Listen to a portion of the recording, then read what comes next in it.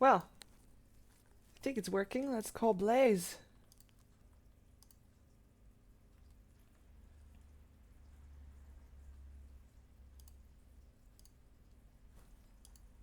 Hi there, welcome. We are here with a match. Yay! Ghettocast continues here with the WCA or WCA rather.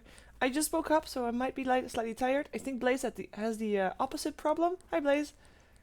Hello. Yeah, I've actually been up for I think like 18 hours now, so getting to the tail end of it, but still riding up the momentum of some amazing games so far. We saw Cloud9 take a couple of, I wouldn't say upsets necessarily, but certainly comeback swings off of 6.82. So really exciting to see, and here's to see this other West versus East matchup here. Team Malaysia, aka X Titan, going up against Alliance here, and in the round one. Yeah, and I have to say, like, I didn't see the rest of the games because, like, really, half an hour ago I was still peacefully asleep. So I'm counting on you to catch me up to speed for that. What are we expecting for this match?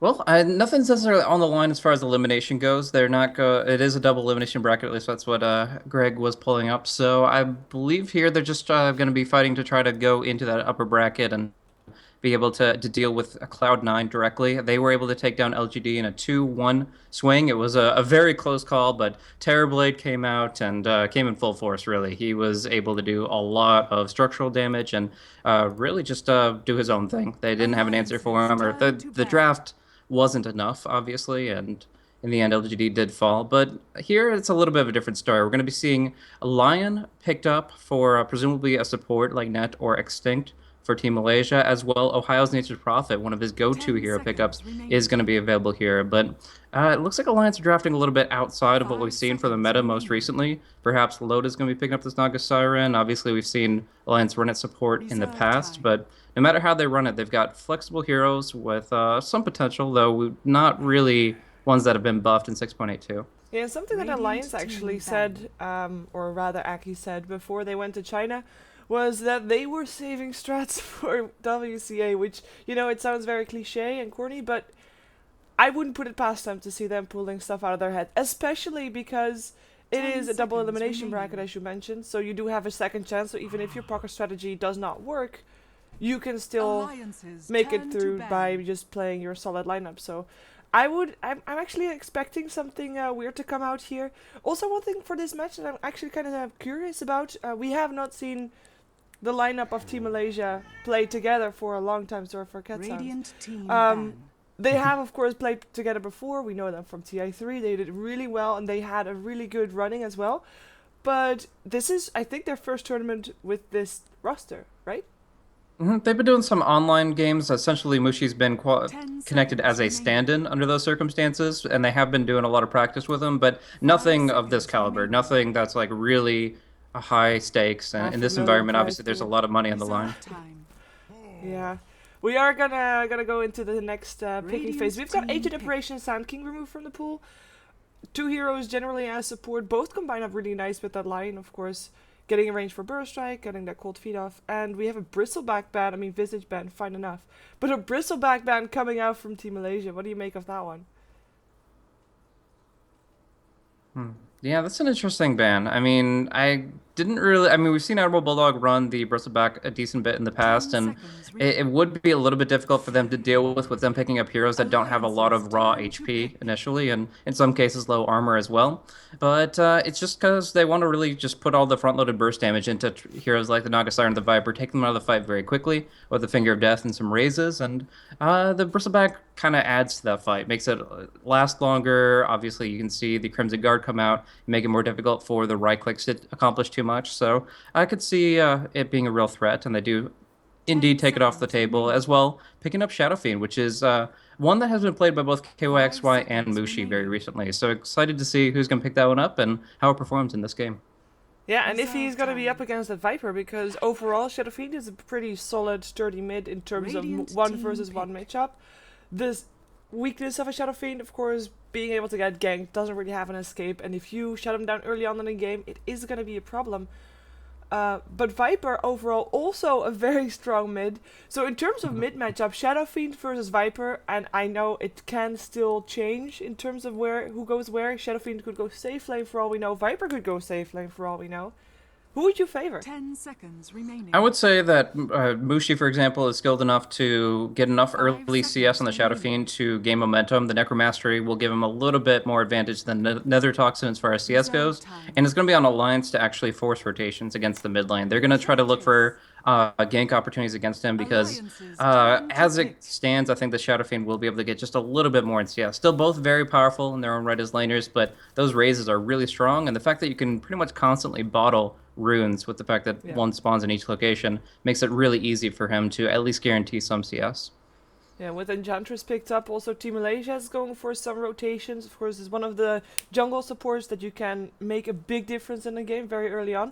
For Alliance, Naga Siren, if she is run as support, which I don't really think anymore is the case, but if she is, not really that typical of a ganking support. Not really the fastest, needs something to pair up with her. But I'm actually thinking Alliance is going to go for 2 supports. And perhaps now that the Enchantress got picked up by Team Malaysia, they might be running a jungle hero as well. And of course, we know that Aki loves that. Ooh. And wow, we haven't seen her in ages. Or rather, I haven't seen her picked up in ages. I don't know, maybe there's haven't matches that either. I haven't watched. You never know. I like it though. I mean, it's really good. But her Frostbite is absolutely amazing against neutral creeps. Not just jungling on her own side, but when Enchantress tries to move in with a Centaur or whatever, just hit the Frostbite on that. It like does 80% of their health outright. And of course, it roots them in place for such a long time. It's actually a really powerful counter pick. I like it. Let's see, who pairs up good with the Crystal Maiden? Everybody pairs up good with the Crystal Maiden. What am I talking about? Just about. Yeah. But Chen does get removed, so Malaysia had about the same idea. Because one of the things that is risky here, I mean, yeah, you mentioned Crystal Maiden could potentially jungle, but in theory, Team Malaysia would have 4 people getting solid gold in the jungle and 3 lanes, while Alliance would have 3.5, perhaps, if Crystal Maiden is going into the jungle. Would you expect them to go for a jungle hero of their own? I mean, we still have an Enigma in the pool. 5 seconds if they wish. For Alliance, I think that they could opt for Enigma, definitely. I would prefer to see a Sven here. They've been running it a lot more frequently, a support Sven, and it pairs well with CM because, of course, you get the aura to supplement the fact that Sven is really weak in terms of early mana pool. And mid-game, you actually get the benefit of the War Cry versus the presence of the Dark Lord of the Shadow Fiend. So I think Sven would be a really solid pick here. But Enigma, he's a great one to just kind of secure the mid to late game team fights, and really, if the game goes long enough with the 6.82 rubber banding and such, should be able to farm up some core items to define how the fights play out. So it just depends on if they want to be active now or later. Yeah, and one more core needed for Team Malaysia, I would assume. Lion support, Enchantress jungle. Bit of a standard matchup in terms of who goes where. Might be a bit too predictable, because the Lions can make some changes, though for the moment they might seem kind of predictable as well. We've seen a lot of teams kind of messing around with that a lot, with picking up heroes and then completely like mixing up who goes where, which lanes they're going to go for, and that normally brings quite a big advantage in the game as well. It doesn't look like this game is going to be one of those, unless we're going to be completely surprised, in which case mission accomplished, I guess. But Malaysia, one more carry needed. Which one are you expecting here? Because there is a load still in the pool. Yeah, there definitely is a lot. I've seen actually Titan have been running a lot of Chaos Knight even before the patch when he got buffed up. Mushi's been playing a lot of him. So it really depends if Mushi wants to pick up the SF here or he wants to hand it to KOXY. We also see the Razor is still in the pool and it's still a very powerful hero in his own right. Definitely an option. They end up going with the Lone Druid. They have got a lot of Bulldog heroes in that lineup. Want to show him how it's done. Of course, he got a buff. Can farm real fast. I would say perhaps it's a bit too greedy because you put a lot of pressure on Enchantress and Lion in this case. We know. Sorry. You no problem. It's you want Enchantress to be able to kind of toe the line between that number 4 position and the number 3 position. You want her to be able to get some real items towards the mid to late game, maybe even something like an Aghanim Scepter, Mask of Madness type thing, to do more damage against the Viper, who mitigates a lot of magical and physical, but not the pure. So Enchantress can be really good in that situation if you get her a little bit of farm. And yeah, that Lone Druid, Hand of Midas, it's gonna put you so far behind as far as tempo goes, and you pretty much hand Naga a free Radiance there. Yeah. That is my worry as well. And Viper overall pretty strong 10 mid-game seconds orientated remaining. hero, which is he comes online earlier than a Shadow Fiend, let's put it that way, if he is indeed doing well on the lane, doesn't get ganked too much. And yeah, Enchantress Lion, okay, they can roam and they can gank, but they are also supports that kind of need their levels, especially Lion does need his levels because he is actually, together with Crystal Maiden, one of the squishiest supports. So I'm kind of worried if they might not be too greedy, but it all comes down to how active that Nature's Prophet is as well in terms of coming around for ganks and such as that. Witch Doctor last pickup for Alliance, so a bit of extra team fight as well, because that's actually one of the things that we kind of lack in a way. I mean, we have got some team fight abilities, but not gigantic team fights. And Witch Doctor and Naga Siren actually have a decent combination as far as that 10 goes, seconds and also remaining. is support that can be very effective when roaming. Sorry 5 for all the seconds background noise, but remaining. cats and stuff. Well, one anyways. Certainly. But yeah, I actually really like the Witch Doctor here. The Paralyzing Cask is going to be a very good skill for determining how the fights play out. The Lone Druid is very frequently within Prepare for cask range battle. of his own bear. Just the way he auto attacks and such, he's going to be bouncing it back and forth a lot as well. The Enchantress creeps are affected by the creep duration of that spell as well. So it's another Enchantress counter in a way because the creep stun duration is 5 full seconds. So both Misery and Ake playing heroes that just completely counteract this potential jungle play from Extinct, who is, of course, running on that Enchantress this time around. There is a smoke movement, but it's right now just on the Lone Druid Bear and Net, trying to get in position, maybe hide out on the side chop, and try to go for a flanking play onto Bulldog when they get the opening. Yeah, nice early ward already placed here up the high ground, spotting Alliance's rotation. A lot of pinks coming out. So that is good wording from Ohio. Let's take a quick look at who is playing what. As for Alliance, they'll be playing from the dire side for this first game of the best of 3 in the first round of the double elimination bracket for WCA 2014. We have Loda playing Naga Siren, no surprises there. Misery playing as Crystal Maiden, Ake on the Witch Doctor, Jesse playing the Viper, and that will leave Admiral Bulldog playing his Clockwork. And I don't think we're going to be surprised here all too much in terms of laning. Just going to see Loda go on the safe lane, Jesse in the mid lane, and supports helping out Loda, and hopefully for us also rotating a bit towards that mid lane. There's some that are less familiar with the Lone Druid safe lane play, that kind of tri lane, but what it enables is that the supports can roam. Enchantress and Lion can help out the Shadow Fiend in the mid just as much as they focus on the bottom, and the Lone Druid can fare pretty well 1v1 against the Clockwork early. Not going to prevent him from getting level 6, but still going to be able to control the creep waves and get his early CS. So I think that there's a lot of merit to what Titan are doing, but obviously Alliance, they are going to look to shake things up with the Witch Doctor and the Crystal Maiden. But with her reduced intelligence, I'm not sure how early Crystal Maiden can gank nowadays. Like, it used to be she was the strongest level 2 hero to gank with, but not even having enough mana for 2 spells now. She's going to be chugging Clarity. She's going to have to put some points in the aura. Yeah, we'll have to see exactly how Misery builds this one. Indeed. And you want to introduce Team Malaysia, by the way? Sure thing. Looking over at Mushi, he's going to be playing the presumably mid lane Shadow Fiend, already getting 2 branches to rush out that bottle. Very conservative build for him. It's going to be KYXY right now looking towards the bottom lane, and already has the Spirit Bear making his way across the map. But he's going to be supported by Extinct on the Enchantress, as well as Net on the Lion. And that will leave, of course, Ohio to play on that off lane Nature's Prophet. Yeah, and I like the positioning of Nets. I wonder if he's going to stick around. Clockwork is not a hero that is very easy to gank. Especially not because it actually could end up being your Doom as a support.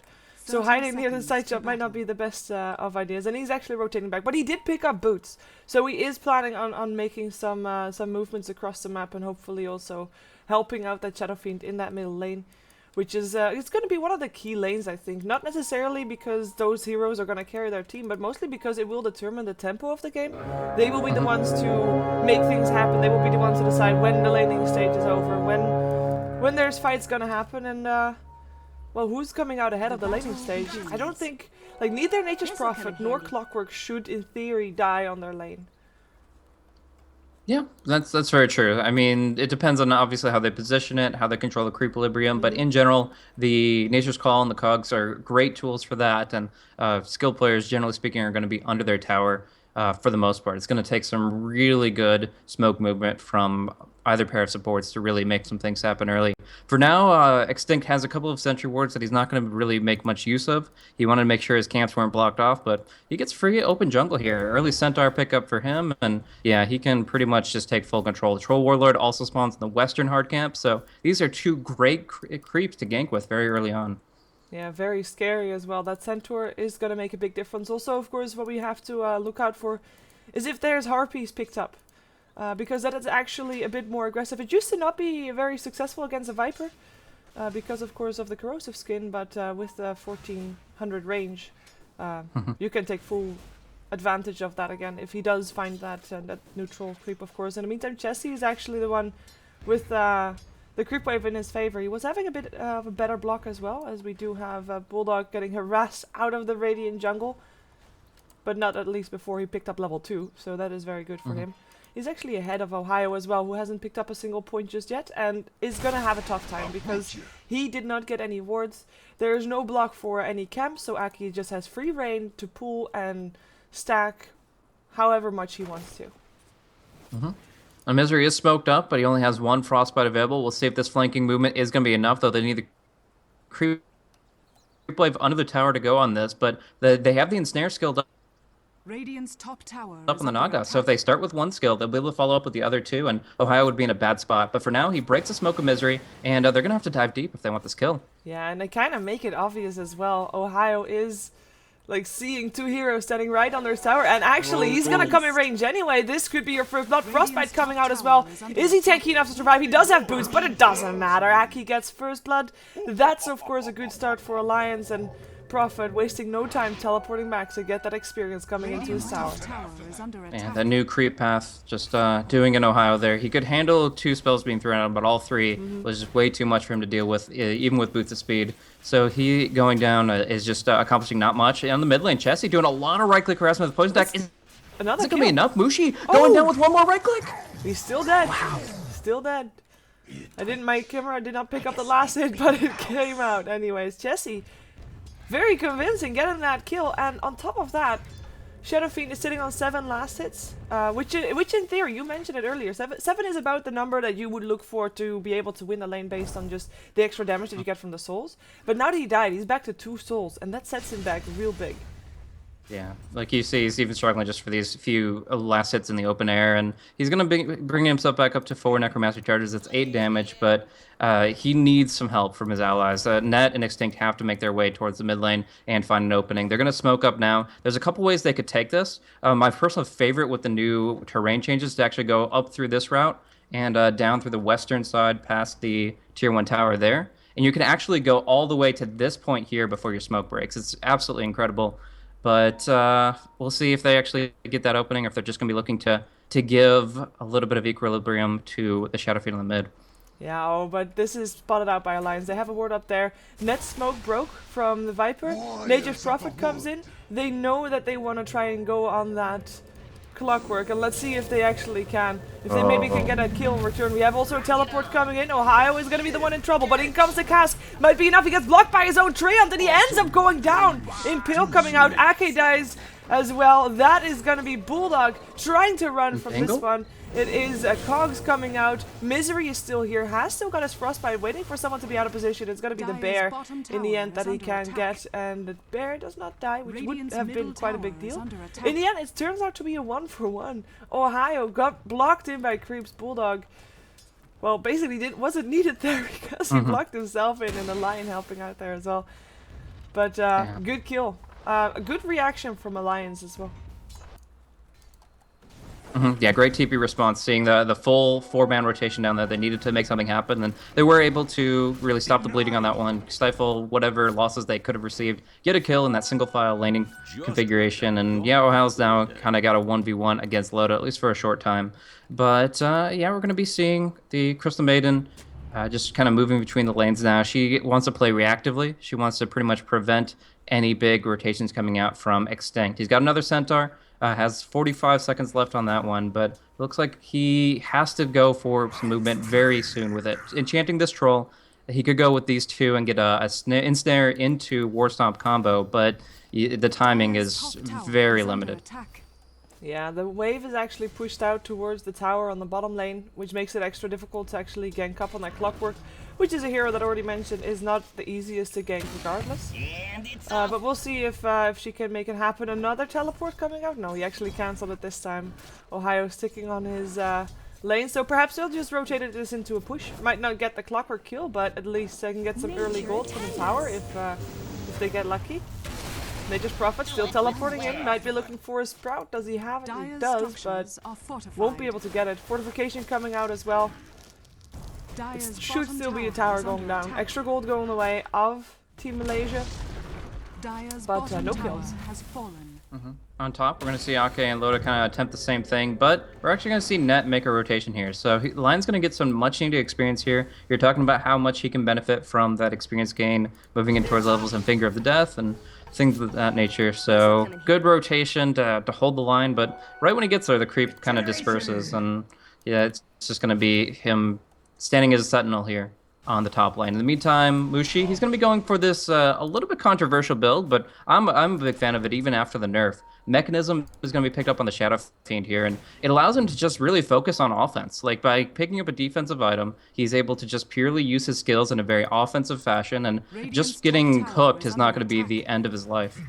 Yeah, I kind of like it. I haven't seen it that often, to be honest, but it definitely makes sense, because who else is going to build it? You could, of course, have Enchantress build it, but you want her to go for maybe a bit more aggressive things later on. And to be honest, she's not getting that much farm because she's moving around so much. And Lion, same story, doesn't really get that much gold.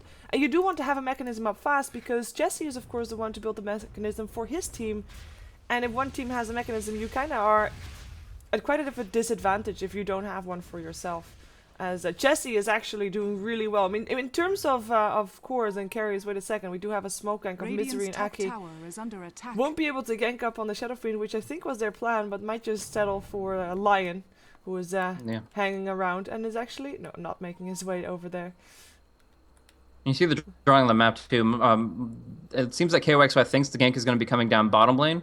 Sees a risk potentially with hook shot and then two-man smoke, but we're going to see them run right into Extinct here, and there's a real kill potential. Yep, Cask does not bounce around very favorably. Actually, only hits X once, and it's not going to get him killed unless Jesse makes a dive for it, and he does. Okay. Thank you. Jesse gets a kill in the end. 4 for 1. Not over yet, though, because the Sprout catches on 2, and Misery actually getting blocked by a Treant. Is it going to be enough? He does have those boots. We'll also get a bounty rune, so he's also happy with that one, and they can just walk away from that scenario. Might not be the best gank that they were hoping for, but hey, Jesse gets a kill. And they get out alive. I wouldn't complain. Exactly. Mushi was also forced to TP away from the situation when he got hit by the Viper Strike. He will come back and claim a double wave here with 2 raises. So at level 7, level 8, you can expect that from an SF, and that will finish up his mechanism, though we have to consider how mana dependent he is. Down bottom. Yeah, Bulldog is in some trouble, but at least Jesse's here to get some revenge. KYXY is going to try to teleport out and will actually make it out. No revenge by Jesse is had. Entangles. Now Bulldog knows what it feels like. Exactly. Hard to disengage from something like that, and the only option is TPing right after the Entangle comes through, but he was trying to bait a little bit more for the Viper, and in the end they don't get anything but a loss on the Clockwork's end. He's okay with that, though. He's got his hookshot available. He can make rotations now, so the fact that he's back at the well means he can TP to the top and respond to the movements of Malaysia here. Yeah, movements of Malaysia, I mean, for 4 heroes to show up on the top lane, and a bear coming out as well.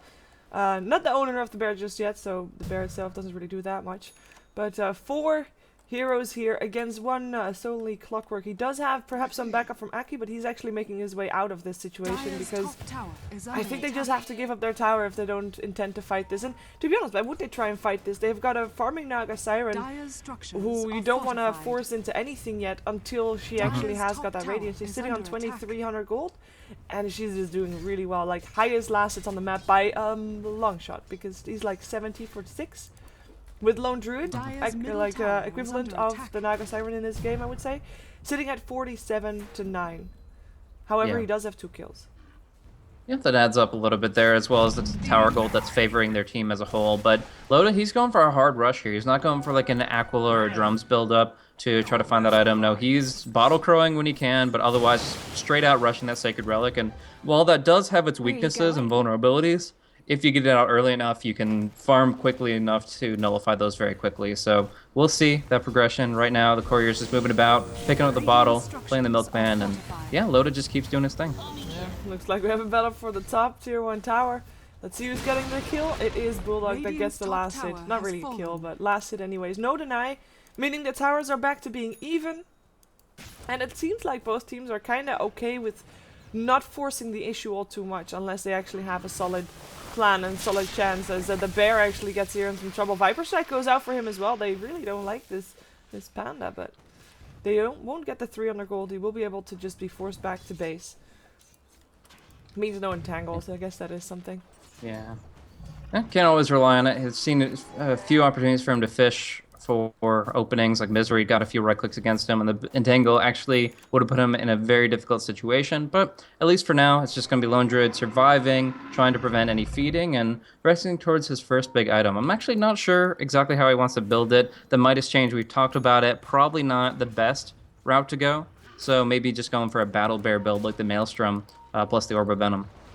Yeah, he does kind of need to be a kind of a battle bear, as you call it, because we know that Alliance is going to be done fairly soon with being ready to fight. I mean, they have the mechanism. I think the only thing they want to wait for is Loda's Radiance, which is not that far away. It's closer by than Lone Druid's ones, if he wants to go for that. We do have another smoke up. It is Net and Extinct rotating towards the top lane to help out their Shadow Fiend, who's been farming on top, who has his mechanism done as well. Still up against a Clockwork and a Witch Doctor, and Witch Doctor is now level 6, so this could turn out troublesome, as we do experience some server lag here, but unfortunately there's no escaping that one. Whoa, that's going to be Ohio coming in, the ultimate coming out from Aki. It's not going to be enough to kill off Ohio.